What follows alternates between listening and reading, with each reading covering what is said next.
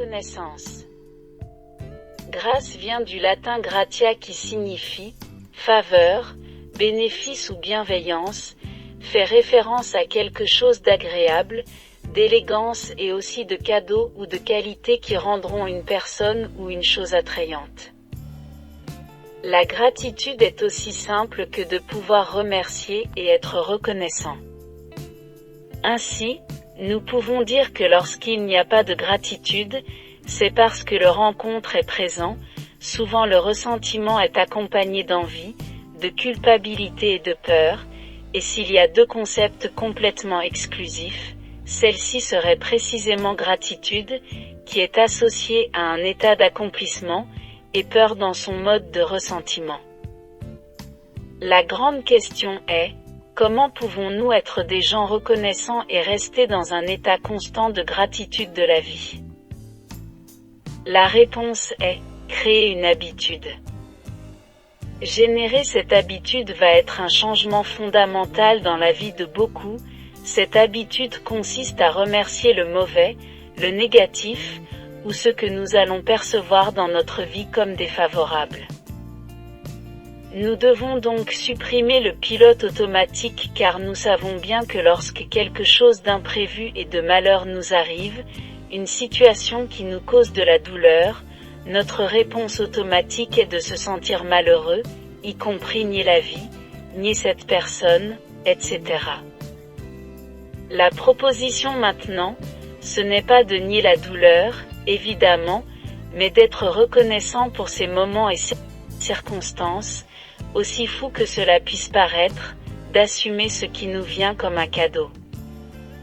Pour franchir cette étape, il est intéressant de prendre en compte que, dans le processus de maturité, ou si nous sommes déjà adultes, nous devons supposer que chaque échec et chaque défaite dans la vie sont des opportunités d'apprendre encore plus précieuses que les triomphes. Si quelque chose de négatif s'est produit dans votre vie universitaire, votre vie amoureuse, etc. Ce sont précisément ces moments douloureux et ces inconvénients et échecs qui nous conduiront à une attitude d'apprentissage, telle que, ne pas répéter les mêmes erreurs, mieux choisir les gens qui nous entourent, savoir choisir dans quelles situations nous participons et dans lesquelles non, bref, devenir plus sage, puisque c'est ce que la vie implique. Bonheur et douleur. Maintenant, je veux vous parler du bonheur et de la douleur, pour que le sujet de gratitude ne tombe pas dans l'oreille d'un sourd. En tant que femme adulte, je sais d'après ma propre expérience, comme le savent probablement tous les adultes qui nous écoutent, que la vie a cette capacité de nous tester. Dans la vie, il y a des moments difficiles où être reconnaissant va être plus que difficile. C'est précisément pourquoi il est important de savoir que c'est du vrai bonheur, de le démonter de la catégorie utopia, ce n'est qu'un mythe. Le bonheur n'est pas une joie constante, il comprendra des moments difficiles de tristesse, de pleurs, de douleur et même dans certaines circonstances, de désolation. Ce qui différencie une personne qui sait embrasser le bonheur, de celle qui ne le sait pas, c'est d'être consciente des ressources qui lui permettront de se remettre d'une chute et de sourire à nouveau même à travers les larmes. Parmi ces ressources, je partage ici 3 principes importants. 1. Faites face aux problèmes. Il consiste à les regarder en face, quelles que soient leurs difficultés, par exemple, la suspicion d'une maladie, qu'elle soit bénigne ou grave, le soupçon de rupture ou de fin imminente d'une amitié ou d'une relation amoureuse, problèmes économiques, de travail ou de tout autre domaine de la vie. 2. Sois courageux. Ne fuyez pas les problèmes ou les conséquences qu'ils entraînent, ce sont la douleur et l'inconfort, normalement, pour avoir une vie bien remplie, il est important d'apprendre à être courageux, car le bonheur n'est pas vache. 3. Connectez-vous au vrai bonheur. Si nous comprenons que le bonheur n'est pas un objectif qui est atteint après, par exemple, après s'être marié, avoir un enfant, obtenir un diplôme ou autre.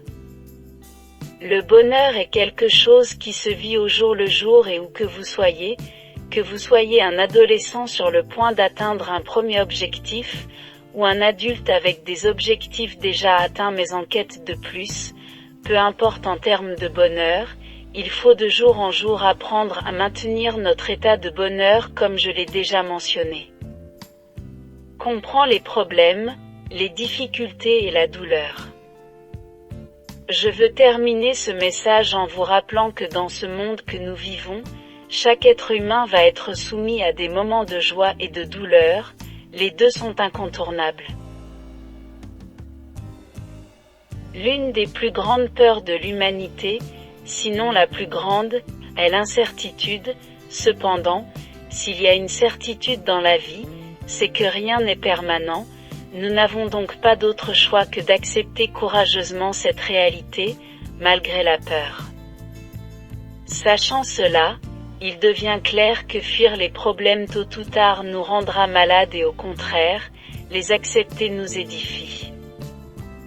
Je vous invite à mettre en pratique ces 3 actions dans des circonstances difficiles.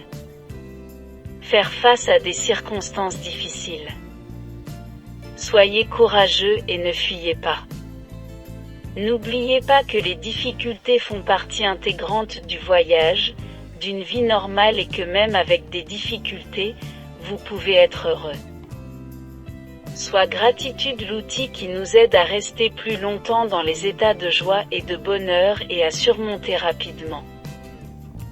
Il est également très important que vous compreniez que si pour une raison quelconque, au moment où vous traversez des situations négatives, de la douleur, si quelque chose de terrible vous est arrivé, vous n'êtes pas coupable, vous ne le méritez pas, vous n'êtes pas obligé de le faire. Portez ce sentiment de culpabilité, la culpabilité est totalement inutile, quelque chose peut être appris de toutes les situations. Vous devez comprendre que même les situations les plus difficiles peuvent être surmontées et qu'il existe des circonstances dans lesquelles il est valable de demander de l'aide.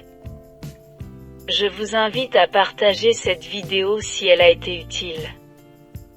Un câlin. Adriana Miranda.